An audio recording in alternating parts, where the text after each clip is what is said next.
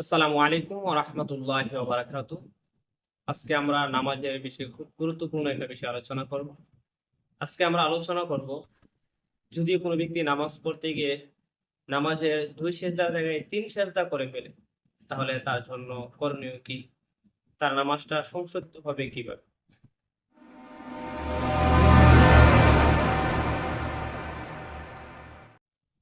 মনে করেন কোনো ব্যক্তি সে নামাজে দাঁড়ালো, নামাজে দাঁড়ানোর পর নামাজের মাঝে আমরা জানি ২ টা সিজদা করা ফরজ। ২ সিজদার পরিবর্তে সে ৩ সিজদা করে ফেলছে। তারপর তার নামাজের মধ্যে স্মরণ হলো যে সে ২ সেজদা করে নাই, ৩ সেজদা সে করেছে।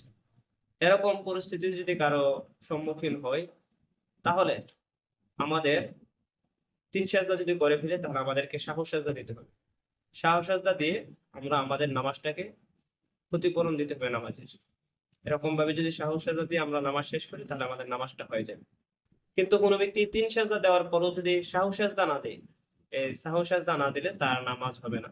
আর সাহু সেজদার নিয়ম হলো যে আমরা শেষ বৈঠকে তাশাহুদ পড়ব, তাশাহুদ পরে আমরা একদিকে সালাম ফিরাবো, সালাম ফিরিয়ে আমরা ২ টা সেজদা করব, ২ টা সেজদা করে আমরা তাশাহুদ দুরূদ শরীফ দরুদ মার্সুমা করে নামাজটাকে শেষ করব। তো অবশ্যই ভিডিওটা যারা নামাজে আছেন তাদের জীবনে কাজে লাগতে পারে। ভিডিওটা শেয়ার করে টাইমলাইনে রেখে দিবেন, যাতে করে প্রয়োজনীয় সময় খুব সহজেই মাসালাটা দেখে নিতে পারেন। ভালো থাকবেন, সুস্থ থাকবেন। আসসালামু আলাইকুম ওয়া রাহমাতুল্লাহি ওয়া বারাকাতুহু।